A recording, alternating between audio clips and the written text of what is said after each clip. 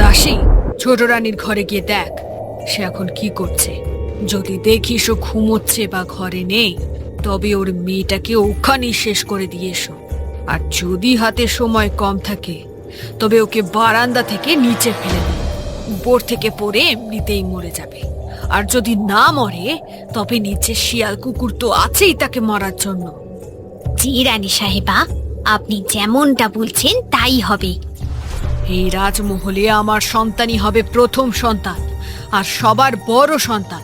তার ভালোবাসার ভাগ আমি কাউকে নিতে দেব না। আমি আর ছোট রানী একসাথে গর্ভাবস্থায় গিয়েছি। সে কিভাবে সাহস পেল আমার আগে বাচ্চা জন্ম দেওয়ার? এই ভুলের মাসুল তাকে দিতেই হবে।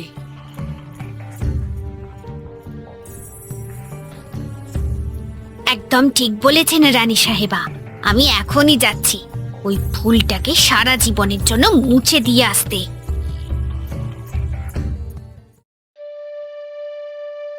ছোট রানী, ছোট রানী, আপনি ঠিক আছেন?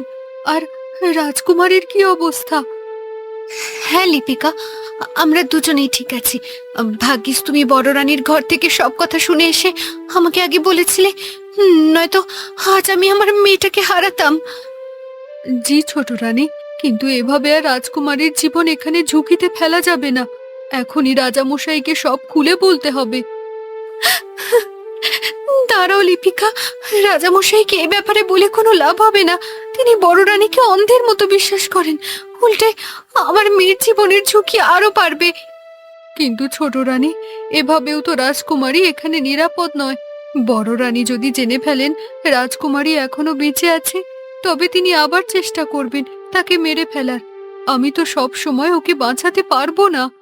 আমি একটা বুদ্ধি পেয়েছি রাজকুমারীকে বাঁচানোর। তোমার তো কোনো সন্তান নেই, তাই তুমি যদি আমার মেয়েটাকে নিয়ে গিয়ে পালো, তবে তোমারও সন্তানের অভাব পূরণ হবে। আর আমার মেয়েটাও বেঁচে থাকবে, সাথে ভালো দুজন মা বাবাও পাবে। হে কি বলছেন ছোট রানী? আমার মতো গরিবের ঘরে রাজকুমারী বড় হবে? সে তো কিছুই পাবে না ঠিক মতো।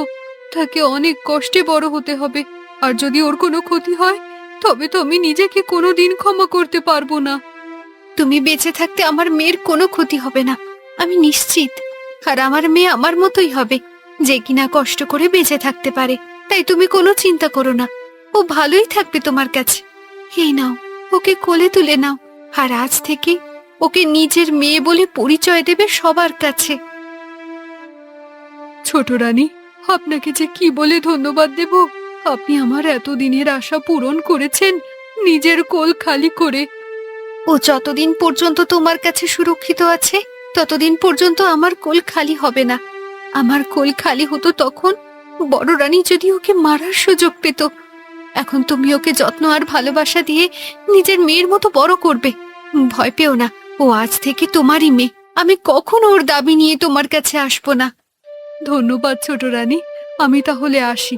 চাঁদের মতো ফুটফুটে মেয়ে, আমি ওকে আপনার রেখে যাওয়া নামেই ডাকবো, মুন্নি।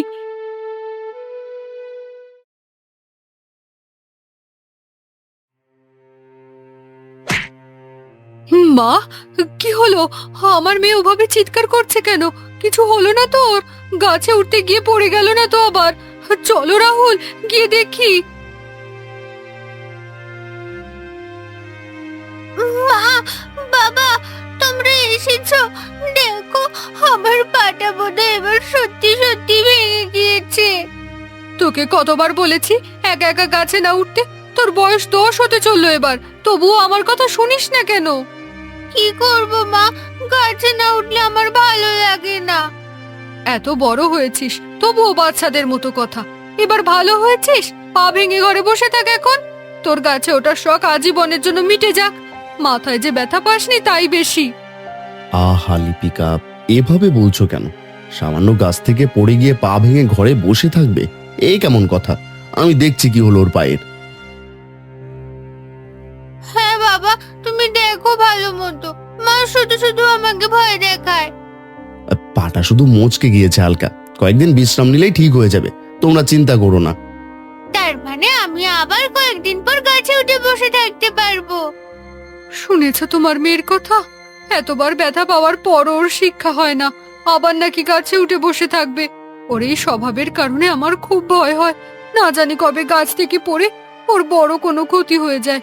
এর থেকে পা দুটো ভেঙে ঘরে বসে থাকতো, আমার চোখের সামনে থাকতো, তবু আমি শান্তি পেতাম। দেখেছো বাবা, মা আবার উল্টো পাল্টা কথা বলছে। তাই তো, মেয়েকে কেন এসব বলে ভয় দেখাও লিপিকা? ওই ভয় পেলে তো ভয় দেখাবে। তুমি আর মেয়েকে লাই দিও না তো, তোমার লাই পেয়ে ও মাথায় চড়েছে। তুই বল আমাকে মুন্নি, সারাদিন গাছের উপর বসে থেকে কি এমন মজা পাস বলতো? কি এত কাজ থাকে তোর ওখানে? তুমি এসব বুঝবে না মা। গাছের উপর উঠে আমি পাখিদের সাথে কথা বলি, এমনকি গাছও আমার সাথে কথা বলে মাঝে মাঝে। মেয়েটার মাথা বোধহয় এবার পুরোপুরি গেছে। আমার মনে হয় ওর মাথাতেও বাড়ি লেগেছে এবার। তুমি আর একটু ভালোভাবে ওর মাথায় হাত দিয়ে দেখো তো রাহুল। তুমিই তো জানতে চাইলে কারণ। এখন আমি কারণ বলার পরও সব দোষ আমার। লিপিকা, আমি ঠিক কবে বলেছিলাম তোমার মেয়েটাকে গাছের উপর একটা ঘর বানিয়ে দিই? ওখানেও নিরাপদে থাকবে, খেলবে, পড়ে যাওয়ার কোনো আশঙ্কাও থাকবে না। কিন্তু তুমি আমার কোনো কথাই শুনলে না। এমনিতে ওকে বাড়ির আশেপাশে খুব কম দেখা যায়, বানরের মতো গাছে ঝুলতে থাকে সারাক্ষণ। গাছে ঘর বানিয়ে দিলে তো ওকে সত্যি ঘরেই পাওয়া যাবে। আর না মা, যাব না, আমি কথা দিলাম। তুমি যদি বাবা গাছঘর বানিয়ে দেওয়ার অনুমতি দাও, আমি দূরে কোথাও যাব না। আর তুমি যখনই ডাকবে তখনই আমি গাছ থেকে নেমে আসবো। তুমি রাজি হয়ে যাও না মা। শক্ত করে উঠোনের বড় গাছটায় ঘর বানিয়ে দেবো, হ্যাঁ। আর সাথে একটা মই লাগিয়ে দেবো, যাতে আমাদের মেয়েটা নিরাপদে আর আমাদের চোখের সামনে থাকে। ওর পড়ে যাওয়া নিয়ে আমাদের আর কোনো ভয় পেতে হবে না। ঠিক আছে, তোমরা যখন এত করে বলছো আমি রাজি।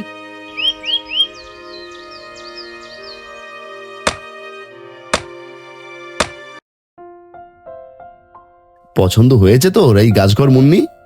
হ্যাঁ বাবা, অনেক পছন্দ হয়েছে। দেখো, আমার সাথে কথা বলা পাখিগুলোরও ঘরটা অনেক পছন্দ হয়েছে। ওরাও আমার সাথে এখানে থাকতে চায়। আচ্ছা মা, থাক, তোরা সবাই ওখানে মিলেমিশেই থাক। আমাদের মেয়ে কি আসলেই পাখির সাথে কথা বলতে পারে? ছোট রানীকেও দেখতাম সারাদিন পাখিদের সাথে ফিসফিস করে কি যেন বলতেন। আরে না, ও পাখিদের সাথে সারাদিন খেলে, ওদেরকে খাওয়ায়, তাই পাখিগুলো সারাদিন ওর আশেপাশে ঘুরঘুর করে। তুমি একটু বেশি চিন্তা করো। ছোট মানুষেরা তো এমন কত কথাই বলে, তুমি হয়তো ঠিক জানো না। কি বললে? একটা ছোট্ট ছেলে বিপদে পড়েছে, রাস্তায় দাঁড়িয়ে কাঁদছে, তুমি ওকে সাহায্য করতে বলছো? কোথায় সে? ঠিক আছে, আমি এখনই যাচ্ছি। মা, আমি আসছি একটু পর। বেশি দূরে যাস না কিন্তু মুন্নি। বাবা, বোন, কোথায় তোমরা? আমি হারিয়ে গিয়েছি, আমার খুব ভয় করছে, খুব খিদে পেয়েছে আমার। এই যে ছোট ভাই, তুমি কি এই ছেলেটার কথাই বলেছিলে পাখি? হ্যাঁ, এই ছেলেটাই। ভয় পেও না ভাই। কি হয়েছে তোমার? আমি আমি হারিয়ে গিয়েছি, আমার বাবার বোনেরা গাড়ি থেকে আলাদা হয়ে গিয়েছে। আচ্ছা, আমি তোমাকে নিয়ে যাচ্ছি ওদের কাছে। পাখি, গিয়ে দেখো তো ওর বাবা আর বোন কোথায় আছে। আমি তো জানিও না কোথায় আছে। তুমি চলো আমার সাথে।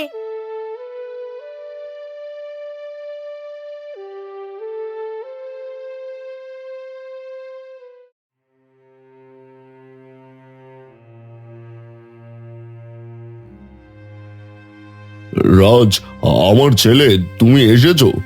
মা মা তুমি আমার ছেলেকে ফেরত দিয়েছো, আমি অনেক খুশি হয়েছি। নাও, তোমাকে কিছু স্বর্ণ মুদ্রা উপহার দিতে চাই। না না রাজামশাই, আমি উপহার পাওয়ার লোভে আপনার ছেলেকে ফিরিয়ে দিইনি। এটা তো আমার দায়িত্ব। তাহলে আমি তোমার বাবা মার সাথে দেখা করায় তাদের ধন্যবাদ জানাতে চাই। আমাকে ওনাদের কাছে নিয়ে চলো। বাবা, তুমি অযথা এত সময় নষ্ট করছো কেন এই অচেনা গরিব মেয়ের পিছনে? চুপ করে থাকো লিলি। মানুষ তোমার উপকার করলে তাকে কিভাবে কৃতজ্ঞতা দেখাতে হয় সেটা একটু শেখো আমার থেকে। সে না থাকলে রাজপুত্রকে হয়তো আর এত তাড়াতাড়ি আমরা খুঁজে পেতাম না। আবার সেই সময়ের মধ্যে তার বড় ধরনের কোনো ক্ষতি হয়ে যেতে পারত। আচ্ছা মুন্নিমা, তুমি নিয়ে চলো আমাকে তোমার বাড়ি। জি চলুন। মুন্নি কোথায় চলে গেল? এখনো আসছে না যে? এ কি, রাজামশাই এখানে? এতদিন পর কি মনে করে এখানে এলেন? মুন্নিকে নিয়ে যেতে আসেননি তো আমার কাছ থেকে? মা, দেখো কাকে নিয়ে এসেছি আমি। আমি আসলে এসেছিলাম আপনাকে ধন্যবাদ জানাতে। আমার ছেলে আজ খেলতে গিয়ে হারিয়ে গিয়েছিল। মুন্নি ওকে দ্রুত সময়ের মধ্যে খুঁজে আমাদের কাছে না নিয়ে আসলে আমাদের ফিরতে দেরি হয়ে যেত, আর রাস্তায় হয়তো আমাদের ডাকাতের মুখোমুখি হতে হতো। ও আচ্ছা, সমস্যা নেই। আপনাদের ফিরতে দেরি হয়ে যাচ্ছে, আপনারা এখন আসতে পারেন। হ্যাঁ যাব, কিন্তু তার আগে আপনার কাছে একটা অনুরোধ ছিল। আমি মুন্নিকে আমার সাথে নিয়ে যেতে চাই। না, আপনি আমার মেয়েকে নিয়ে যাবেন কেন? নিয়ে যেতে দেব না আমি ওকে কোথাও। আরে আমার কথা তো শুনুন আপনি আগে। আপনার মেয়ের নিরাপত্তার দায়িত্ব সম্পূর্ণ আমার। আমার ছেলে অল্প সময়ের মধ্যে ওকে অনেক পছন্দ করে ফেলেছে, তাই আমি চাচ্ছি ও কিছুদিন আমাদের সাথে থাকুক। ওকে নিয়ে কয়েকদিন রাজমহলের আশেপাশে বেড়ানো শেষ হলে আমরা আবার ওকে ফেরত দিয়ে যাব। কি হয়েছে লিপিকা? কে এসেছে আমাদের বাড়িতে? রাজা মশাই এসেছেন। তিনি মুন্নিকে তাদের সাথে কয়েকদিনের জন্য রাজমহলে নিয়ে যেতে চান। ও, এ তো খুব ভালো কথা। আমাদের মুন্নির অনেক আগে থেকেই শখ রাজমহল ঘুরে দেখার। তুই যা রাজমহলে রাজামশাইয়ের সাথে। তিনি তোকে নিয়ে যেতে এসেছেন, তাকে মানা করা ঠিক হবে না। কিন্তু লিপিকা, তুমি চিন্তা করো না, মুন্নি রাজামশাইয়ের কাছে নিরাপদেই থাকবে। সারাদিন গাছে গাছে ঘোরাচ্ছে, সারাদিন গাছে গাছে ঘোরার থেকে গাছ ঘরে বসে থাকার থেকে ওখানে থাকাই ভালো। কেন করলে তুমি এমন কাজ? নিজের মেয়েকে আবারও মৃত্যুপুরীতে পাঠালে। ওর যদি কিছু হয়ে যায় এখন, আমি ছোট রানীকে দেওয়া কথা রাখতে পারবো না। আমি কিভাবে বুঝবো এই সেই রাজা? তুমি তো আমাকে কিছু বললে না তখন। সুযোগ পেলে তো বলবো। এখন যদি ওর কিছু হয়ে যায়, অথবা রাজা যদি আমার কাছ থেকে ওকে কেড়ে নেয়, সব দোষ তোমার। এই মেয়েটাকে কোথা থেকে আপনি উঠিয়ে আনলেন? ভালোভাবে কথা বলো। তোমার দেখা দেখি তোমার মেয়েও সব আদব কায়দা ভুলে যাচ্ছে। এই মেয়েটা না থাকলে আজ হয়তো আমি আর রাজপুত্রকে ফিরে পেতাম না। তোমার উচিত ওর প্রতি কৃতজ্ঞতা প্রকাশ করা। মোহরের লোভে হয়তো এমনটা করেছে। কটা মোহর দিয়ে দিলেই পারতে। কি দরকার ছিল এমন একটা মেয়েকে রাজমহলে তুলে আনার? আমি তাই করতে চেয়েছিলাম, কিন্তু ও সাধারণ 8-10টা মেয়ের মতো না। তাই ওকে রাজমহলে নিয়ে এসেছি, আর রাজপুত্রকে অনেক পছন্দ করেছে। তুমি তো জানোই, রাজ কাউকে সহজে পছন্দ করে না, এমনকি তোমাকে আর লিলিকেও না। তাই ওকে এখানে নিয়ে আসা। হ্যাঁ হ্যাঁ, করুন আপনার যা ইচ্ছা। আয় লিলি, ভেতরে আয় তুই। দিদি দেখো, এটা আমার বিছানা আর এটা আমার মায়ের ঘর। তোমার মা কোথায় রাজ? আমার মা 2 বছর আগে মারা গিয়েছেন। কে যেন আমার খাওয়ার পানিতে বিষ মিশিয়ে দিয়েছিল, সেটাকে আমার মা মারা যান। এরপর থেকে বাবা আমাকে সব সময় চোখে চোখে রাখে, কোথাও বেরোতে দেয় না। এমনকি রাজমহলের ভেতরে আমাকে একা চলার অনুমতিও নেই। আজ একটু একা বের হওয়ার সুযোগ পেয়েছিলাম, কিন্তু তবুও বেশিক্ষণ থাকতে পারলাম না। তোমাকে যে মারতে চেয়েছিল, তার শাস্তি হয়েছে নিশ্চয়ই। না, সে রাজমহলের ভেতরেই আছে, তাই বাবার এত ভয়। এমনিতেও ছোটবেলায় আমার বোনকে নিয়ে একজন পালিয়ে গিয়েছিল, তার উপর আমার হত্যার চেষ্টা, এইসব কারণেই। চিন্তা করো না রাজ, আমি যে কদিন আছি এর মধ্যেই আসল অপরাধীকে খুঁজে বের করব।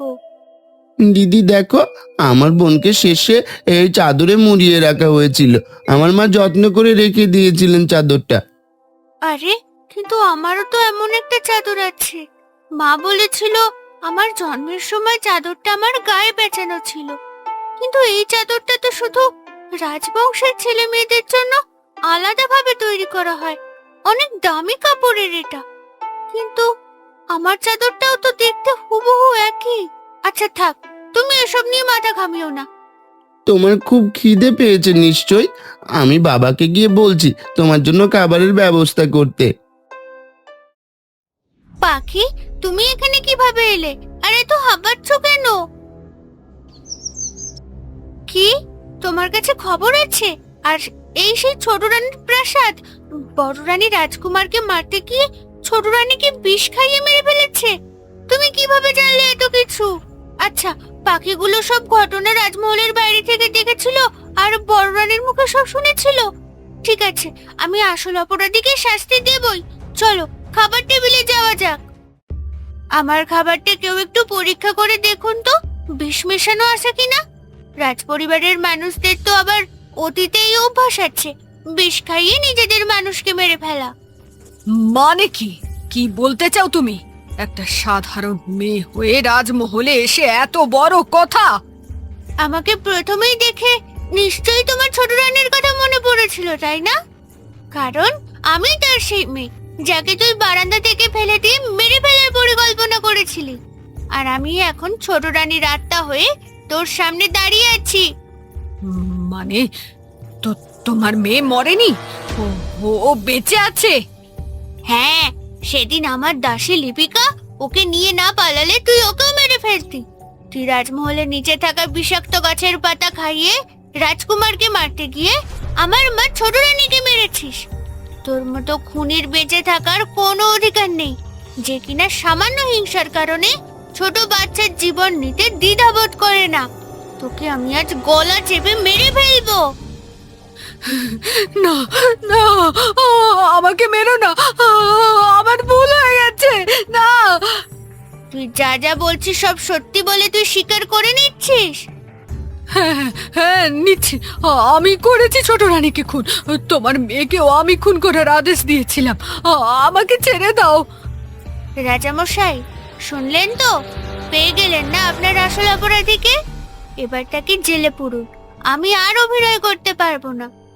তার মানে তুমি আমার সেই হারিয়ে যাওয়া মেয়ে, আর এতক্ষণ ছোট রানীর অভিনয় করছিলে? হ্যাঁ, আসল অপরাধীকেই ধরে দেওয়ার জন্য। ভাগ্যেশ পাখিগুলো সব ঘটনা রাজমহলের বাইরে থেকে দেখেছিল আর ছোট রানীর মুখে সব শুনেছিল। রকি, এই খুনি বড় রানীকে এখনই বন্দি করে অন্ধকার জেলে নিক্ষেপ করো, এর কঠোর শাস্তি হবে। আজ থেকে তুমি তাহলে রাজকুমারী হয়ে এই রাজ্যেই থাকবে মা। না বাবা, আমার এত বড় রাজমহলে বন্দী হয়ে থাকার কোনো ইচ্ছে নেই। মাঝে মাঝে আমার ছোট ভাইটাকে দেখতে আসবো, আর আমার গরিব মা বাবার সাথে আমার গাছ ঘরেই থাকবো।